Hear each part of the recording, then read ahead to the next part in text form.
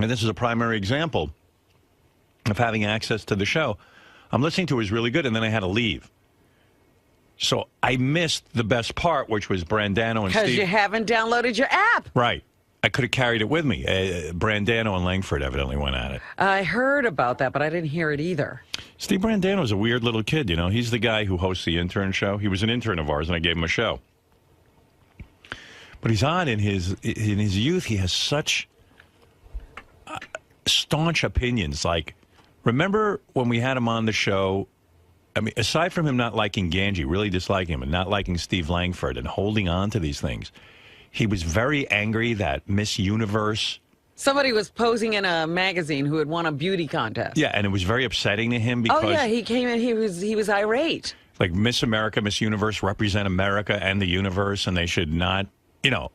It was Miss America was in some movie or something. He didn't think it was a porno or something, right. Yeah. And he was really upset that Miss America wasn't representing our country. Like, everybody else was just, oh, what are you doing? And he was like, how dare she? And then, Gary, he was passionate about something else that really weirded me out. Yeah, he's very upset about the term cougars. Yeah. And that cougars have to be good looking, and most of them aren't. He was upset that, like, young guys like him go to bars, and now there's these cougars and... Stalking him, but it turned out nobody was stalking him. No one. And cougars come in there, and these ugly women come in, and they consider themselves cougars now, and they hit on him, and it's disgusting, and... I mean, who cares? I mean, nobody was hitting on him. He just was disgusted anyway. And they're filling up the bars because now they're all into this cougar thing, but they don't realize they're not good looking. He's going to look for young girls, and it's filled with cougars. It's a weird little dude, that Steve Brandano. Don't know quite what to do with him. Well, I heard the strangest thing about that whole argument with Steve Langford, and I don't know if it's true. He said he didn't want Langford to interview his girlfriend, and he finally had to start doing drugs to stop him. Yeah, I heard that too. But the whole thing was odd. I'll play a little bit of it if you missed it. This is Steve Langford and Steve Brandano going at it. Right after we had just done the Mike Ganji, Steve Brandano argument, it was just like another one. Brandano making his mark on the show. Suddenly, he's an A guest. If I wanted to cover the holiday party, and I just spent the whole time badgering your wife, who has nothing to do with the holiday party at all, just someone that's attending, you would think that's okay to do? If you want, I'm not going to whine. No, I don't want to because I'm a nice person. I am not going to whine like you. Plain and simple. You could for years on end. It's just not going to happen. Okay, I understand. This would be my point, guys. Do any of you guys think it is appropriate to keep asking, to badger? Keep asking. We got the tape. This didn't go on long, trust me. But it shouldn't have gone on, period, Steve. It shouldn't have gone on, period. Please. One guy here, if you were to be in the same situation. I've interviewed a lot of people. I'm not asking you, You're probably Steve. One of the more difficult subjects I've ever had I'm not asking you, Steve. I'm asking. We were doing I was doing drugs in front of Steve to do anything to get just weed. Drugs? Just weed. I missed that one. And yeah, okay, you're a crack reporter. You know, I mean, Jesus. In terms of media management, I might suggest you watch Gary Dell'Abate and see how Steve, he shut the operates. fuck up. This Shut is the a guy fuck up, who Steve. knows how to deal with a Steve, reporter. Okay, shut he doesn't up. freak out constantly. He calms down. He listens. He talks to you. I just thought that was an odd way to get Steve not to interview his girlfriend, to start doing drugs in front of her. Yeah, anything. He went out and murdered someone. In the email, it said, if I worked with Steve the intern, I would have punched him in the fucking throat by now. Little jack-off loud talker. This one says, fire that crybaby little fuckhead. His show sucks, and he's a crying little whore. Every time I hear him, I want to punch him in the face, and I will go down there and do it if you have me down there. I hate New York, and I would go down there just to punch him. Fuck you, cunt lips. Wow. Yeah. Pretty angry stuff. Yeah, it went on forever. Steve Brandano is right to be upset. I'd probably be more over it at this point than you are. That's my so it's point. a little bit of both. I get it, but I'm not going to be over it. I mean, how can you? I don't understand that. I mean, I don't know. If someone called Robin the N-word, I wouldn't get over that either. Hold on. Yeah, what he did was way worse. After that incident. Really? Stop a second. Whoa. After that one incident. I've avoided I'm him. just saying. No. We've done some nice stories together. What? We have. I'm picking up some calls. You know guys. that. I don't even know. Gary, I don't even know. He's a maniac. I'm frightened of him. No. Come on. No amnesia here. Anyway, it went on and on and on. I mean, it was good. I love fighting, you know, so I love tuning in and hearing Well, fighting. he's your guy. He's my guy. He loves it. What is it, JD? I love Steve, but yesterday, like after a wrap up, he was yelling at Gary and me and John Hine kind of for like not backing him up enough on wrap up. It was really weird. I didn't know. Well, what Steve? What is it that Steve was going to ask your girlfriend about? That's so touchy. Nothing. She was a teacher. I mean, I don't. Yeah. And we've gone over this a million times. Well, no one remembers because no, one I cares understand. I'm sorry. Yeah, but, fine. You were dating a teacher, and the teacher didn't want to be on the air. Yeah, and she didn't have anything to do. She's a teacher. And you said to him, she's a teacher. She can't be on the air. Right. Oh, I see. And she was just there in the bar when before we went to the concert. I'll back you up on that one. I you think did you're right. then, and thank you. I think you're right. And you know what? That's all I wanted to hear from any of these guys in the wrap-up show that all think I'm right, but they leave me out to dry there. Shuli's being like, oh, you're so angry. All right, well, that's why JD afterwards I said that to him. They all come up to me back after the show and it was like, oh, yeah, Langford's crazy. He sounded crazy. Well, I didn't necessarily. I wasn't there, so I don't know the full deal. I can't. And I'm not looking to make fights or pick fights with anyone. And I accidentally played devil's advocate yesterday and asked, maybe... Right. Steve was Langford was inquiring, talking to the girlfriend because. So great. You know who was there? Jason was there that night. So Jason comes in. This is the greatest show. This wrap-up show. That's why that's why I need the app so I can listen. Jason comes in to tell you what really happened between the Steves. That's irrelevant. Jason comes in. So then Shuli comes in to defend Steve Langford because Shuli's part of the news department. And Jason turns to him in the middle of the wrap-up show and goes, you know what, Shuli, you have a habit of coming in when no one's looking for you. I was there. You weren't. And all you do is come in on something that no one has asked for you. It wasn't like Shuli observed this and had a different opinion. He wasn't there. Well, a second fight broke out between Jason and Shuli.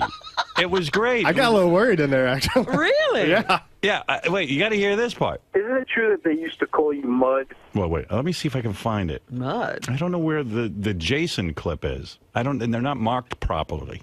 You know what, Howard? I think the one you're looking for is number 5. Oh, okay, that's what I was playing. Isn't it true that they used to call you Mud as your nickname? Absolutely. When I worked on the West Coast, my buddies used to call me Mud. Why? And all the mud jokes. Oh, okay. What do you mean? He likes to tell shit jokes. Yeah. Oh, okay. Yeah. So I heard he shit his pants. Absolutely. Yeah, that's now what I remember. Okay, wait a second, Mel. Why do you say they called him Mud? Because he was completely and totally into anal.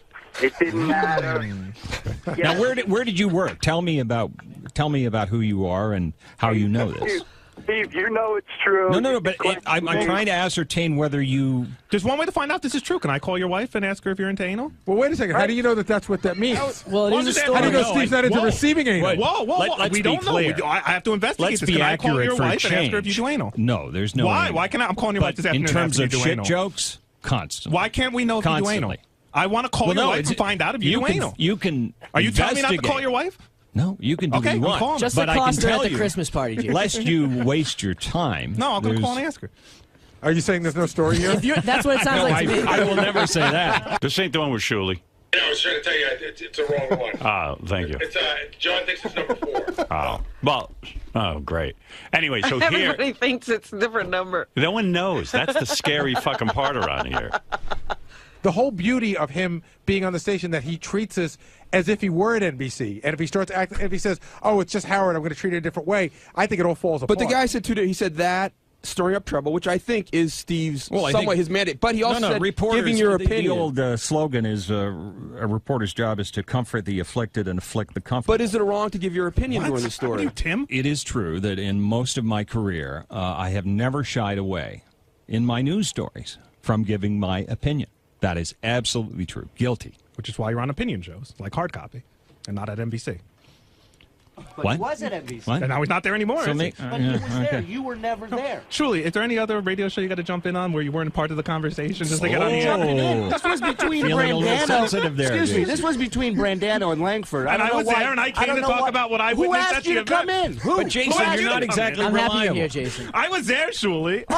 Listen, I'm backing up my boy just like you're backing up your boy. There you go. So they broke into a fight.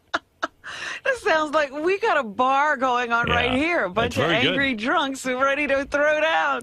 Howard, Yeah. Can I just ask you a favor? Can you play clip number 3? Because that's the one where Steve says he's going to kill Langford. Oh, yeah. It got really violent. Jesus. I dislike Angie.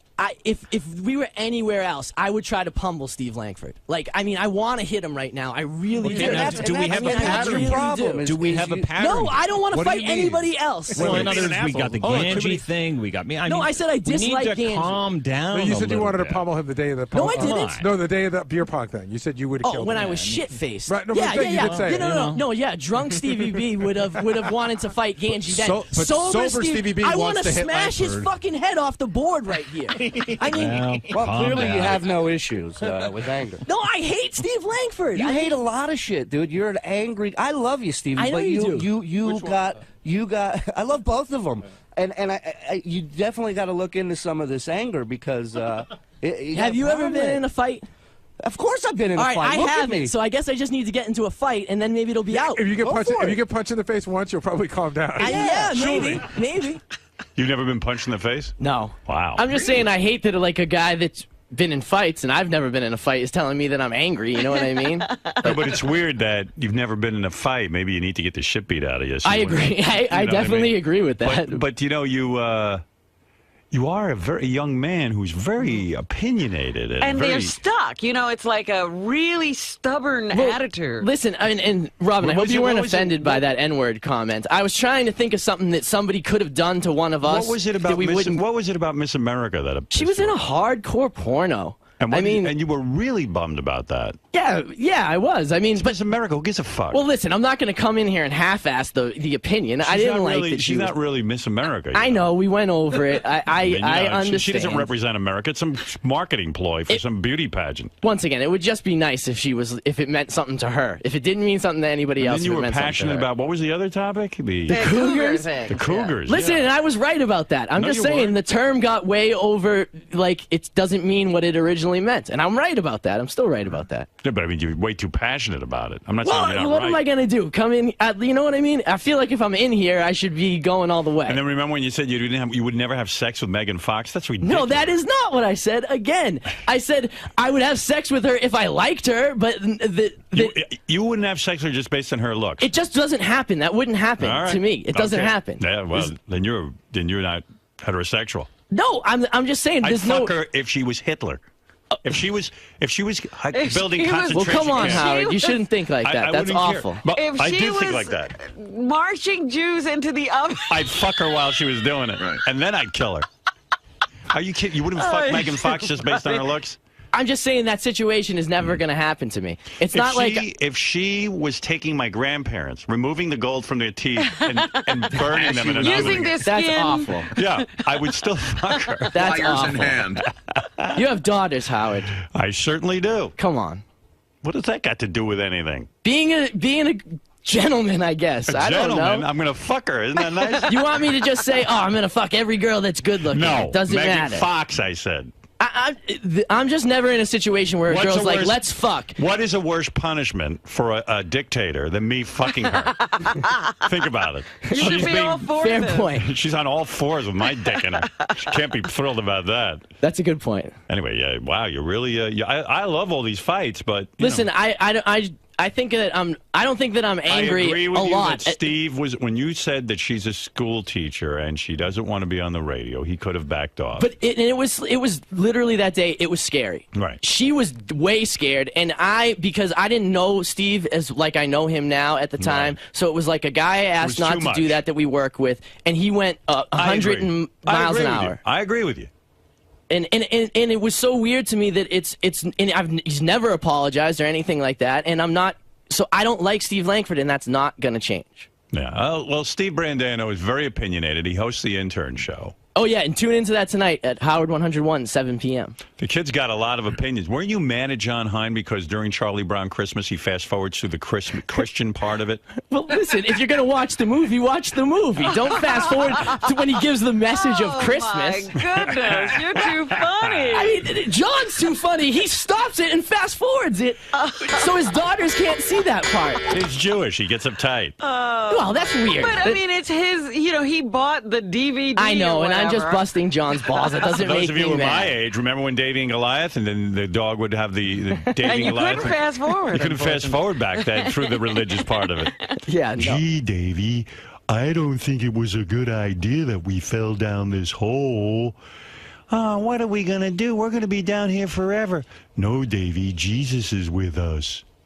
He is? Of course, Jesus is everywhere. Get back to the fucking cartoon. It was such a good show until they got to that part.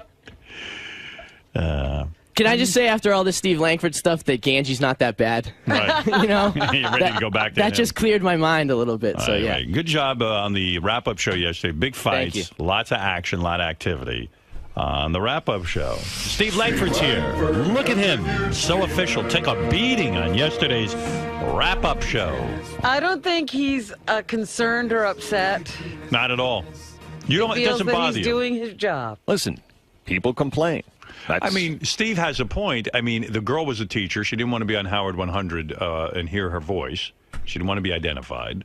So he said, she's a teacher. Back don't off. interview her. Well, we did not air anything with her. But he didn't want her even. He didn't Yeah, I know, want but, this- but reporters in the field do not take orders from other people. We don't. If every time somebody told you on an assignment, don't go there, don't do this, that wouldn't be reporting. Right. I see. Ever. Okay. You know what? I'm not going to argue with you. Okay. Well, you know, he was just nervous that she would be on the air, and he wanted to respect her wishes. Absolutely. All right. Steve, what do you have for us? You're a pit bull. The latest on Robin Quiver's speeding ticket in Arizona. Oh, jeez. The There's court. what is this story? The court says Robin may pay a fine of $165 or take a traffic safety course. Oh, thank you. Well, I'm glad you found this out. The Arizona Highway Patrol won't release any more information, but the court lists Quiver's speed as 90 miles an hour in a 75. Thank you. That said, Robin's age. Yeah. That said, Robin's age, according to the court, is 53 years old, which is incorrect. Well, I didn't tell them that. The guy took my license. What was I supposed to do? You claimed yesterday 96 miles an hour. 97, Steve. according to our tipster. So you were wrong. Now, we don't know what speed she was actually doing. We have asked Robin repeatedly, what did the cop say to you? And she's not telling us. The information also about her age on this is incorrect. I gave him my 5 years driver's off. license. I didn't 5 tell years. him my age. 5 years. I didn't.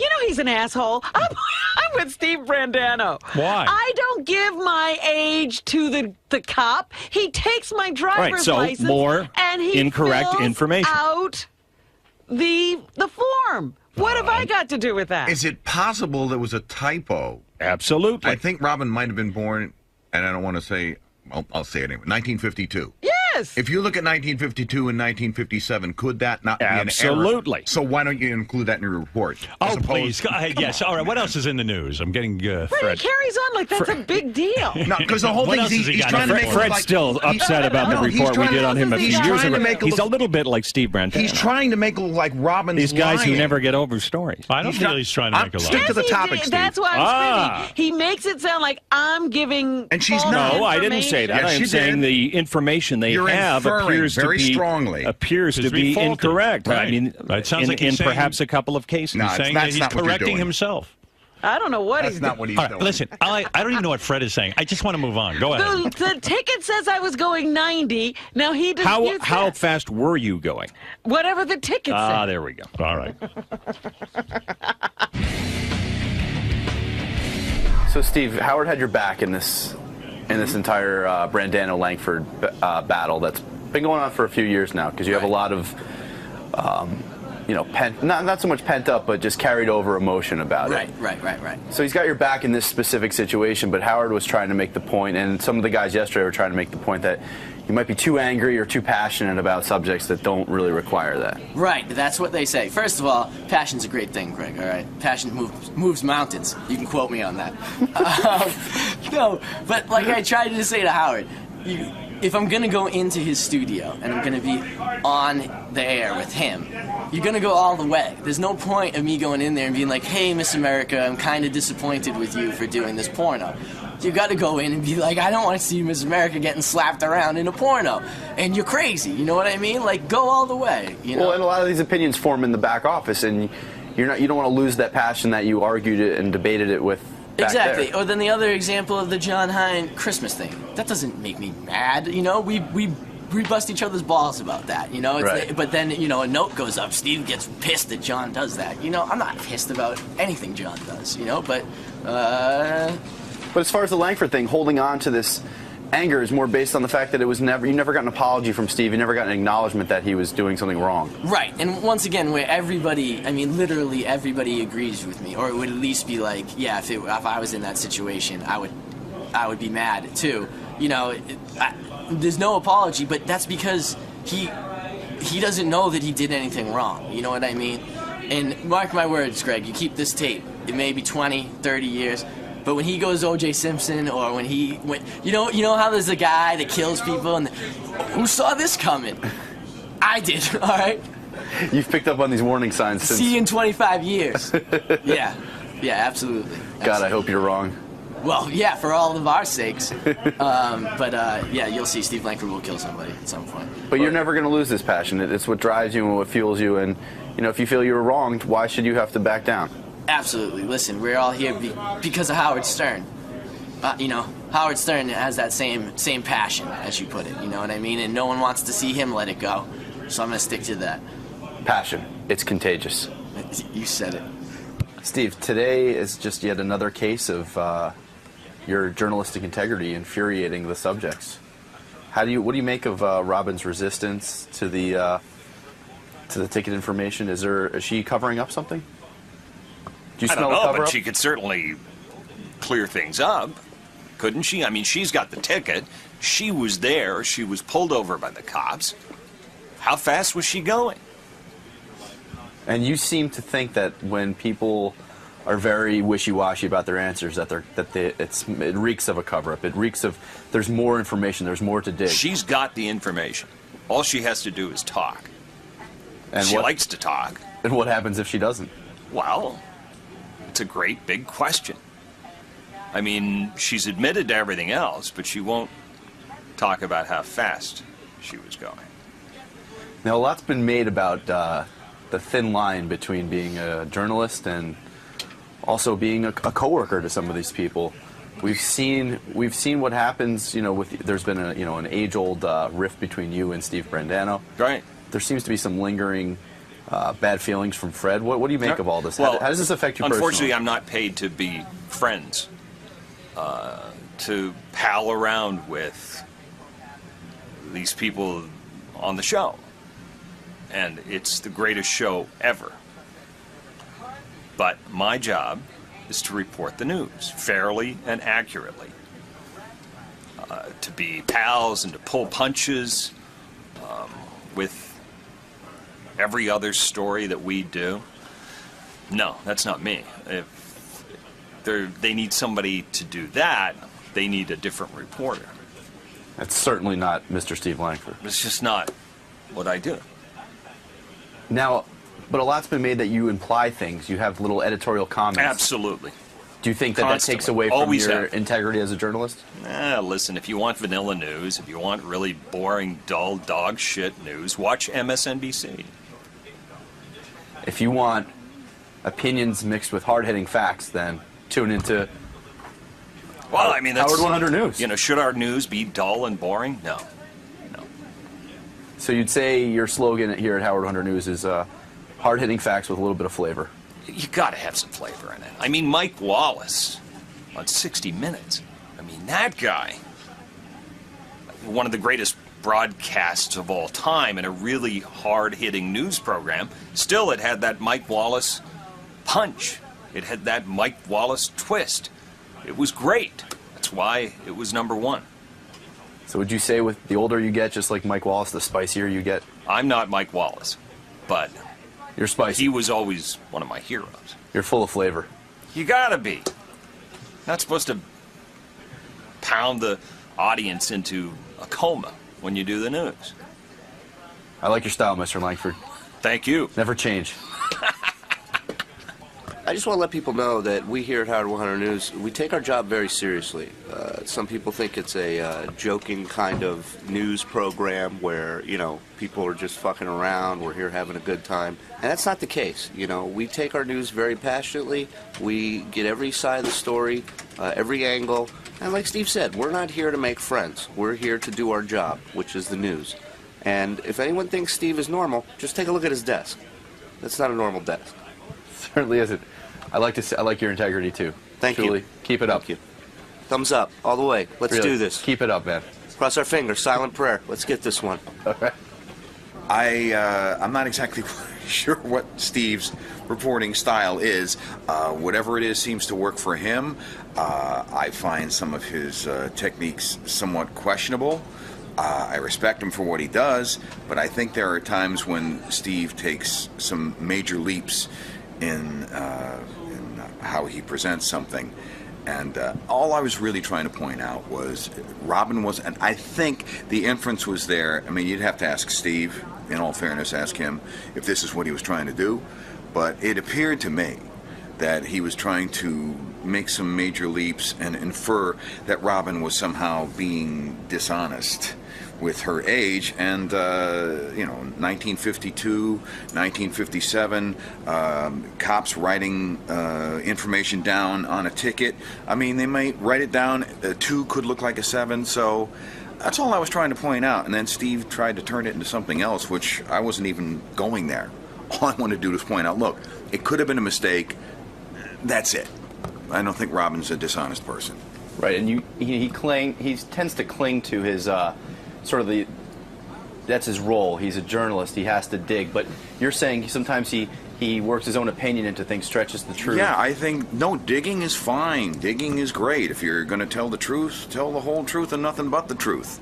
That's really what it all comes down to. Again, that's something you got to figure out what Steve's philosophy is, because it's just how it appears to me. That's my opinion. This isn't a fact, and nor should anybody take it as that. But that's been brought up a lot. A lot of people get annoyed with Steve, and Steve tends to cling to the premise that, hey, well, when I do my job, I'm not here to make friends. But he's able to sort of sidestep some of the issues you've brought up, such as... Yeah, well, there you go. I wish we had another Steve Langford to sick on Steve. That would be nice, wouldn't it? So, Robin, with this whole speeding ticket, shall we say, issue... Yeah. What about Steve Langford's investigative journalism really gets under your skin? Like, what really bothers you about it? It's the bizarre way he makes something out of nothing. And he tends to believe that because you don't have an exact answer for him, then that means he has to do more digging or more probing. No, it's just he gets this quote-unquote source. I don't know who the source is. I don't know how credible the source is. But because it's his source, all of a sudden the credibility is off the charts, and you don't know who it is, so you have no idea how credible it is. But Steve acts as if he's hearing this from the mouth of God. And so he says, well, our tipster said, as if that's got to be the gospel. He reads the ticket. The ticket says one thing, the tipster says another thing, but Robin won't tell us how fast she was going. Maybe, I don't know. That could happen. Maybe you haven't glanced at the ticket. Maybe there was a typo. Like he mentioned your age as if you were lying about, he's right. Yeah, and I'm like, the guy didn't ask me my age. I gave him my driver's license. If he wrote it wrong, that's not my problem. But he acts as if there's a conspiracy under every line of every input on every document. I mean, it just drives me nuts sometimes. And he seems to rest on the premise that he is such a complete journalist, yet he doesn't reveal his sources. He's a complete idiot. Is what he is. These stories are ridiculous. So does this carry over to other things that he reports on? Do you just take it with a grain of salt? There was, when I came back from Guatemala, he was trying to make me responsible for, people being ripped off in the third world for microloans. I was like, I don't give out microloans. I went down there to observe some things. I'm not involved in any organization. I don't oversee anything. And yet, now he was trying to make me responsible. He's a very strange man. And do you think he deserves all the credit? I mean, he's known as the heart and soul of the Howard 100 News team. But yeah, and that'll tell you something. So you think he's sort of the head buffoon? Well, I mean, really, what news are we covering? Covering a ticket, a speeding ticket. Leadfoot. 97. That guy should talk about driving. That's what Steve said. 97 and it's 75. Meanwhile, who's doing the 70, doing speed limit 75 in the United States? Well, if you got out of New York, you might know something. I get out of New York a lot. Well, obviously, it's only to Vegas. Okay. All right, calm down. Take it easy. That's not true. There's ricks all over. Take it easy. So you're not gonna let this affect you on the road or anything? That Steve is in he's not in your head, or he's not. Hold on, can I interrupt this? I think you already have. No. What kind of car were you driving? Seriously. It was an SUV. What kind? I don't know. It's like a Chevy. Okay. She couldn't have been doing 97. Thank you. You know why? Because I have a Yukon Denali, which is the same truck. Cadillac chassis. At 95 on that truck, it breaks down to 5 cylinders. It won't let you do more than 95. Thank you. It's almost like a governor. So there, I'm going to go fight the ticket. Yeah, go fight fucking Langford now.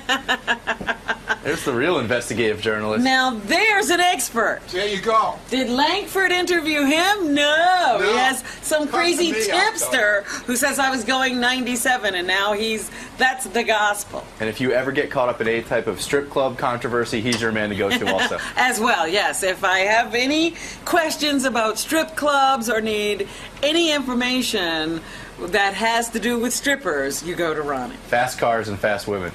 Who needs Langford?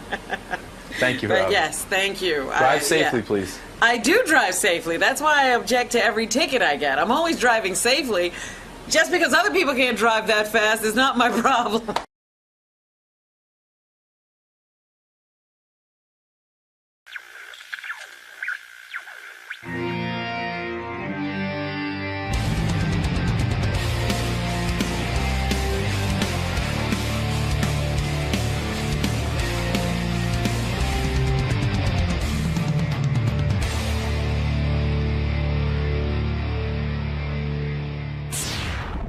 Let's go to Mike. Hey, Mike. Hey now, Howard. Hey now. Hey, obviously everybody's been seeing the rumors about the America's Got Talent thing. Is there any legitimacy to that? Look, number one, I saw all the reports of the weekend. Number one, that was really amazing. I am very complimented that every time a judge seems to leave one of these shows, your name comes my up. name comes up immediately. Now, you know me for many years, Mike. I don't know how long you've been listening, but, there's a million rumors about me. My agent, and let me tell you something, my agent must field 100 calls a day about me doing various things. For the most part, I turn them down. And so... You're such a fan of the show. I love the show. Everyone knows I love America's Got Talent. I think it's the greatest. And I would be certainly honored to sit with Howie and Sharon and judge these lunatics. and let me tell you something. If I was a judge on America's Got Talent, there would be no nonsense. What do you mean? You still got Howie there. Oh, Howie's going to behave when I show up. You're going to make Howie behave? If I was the sheriff on that show. Listen, it's funny. I was watching every one of these reports. And some of the reports were like, oh, my God, we can't wait for Howard Stern to be the host. Right. Not the host, the judge on America's Got Talent. That's going to be something. And then some people were like, well, it's no longer a family show. Howard Stern can't be on TV after. Now, You're only talented judging strippers, Howard. Did you know that? Yeah, evidently. So everybody is judged like a stripper. So, it's funny. The first thing I said to myself is, you mean when I go on Letterman, I'm out of control? You can't watch that. Who knows what anyone is thinking? I've been on network television many times. It's a different kind of animal. Well, again, it goes to that perception that you're out of control. You're a wild man. Yeah. You must be crazy. When it comes to talent and running a business, I've been doing it for 35 years now, 35 plus. I'm probably the most successful radio guy. In entertainment, I'm a phenomenon. Is that the word? Yes. Thank you.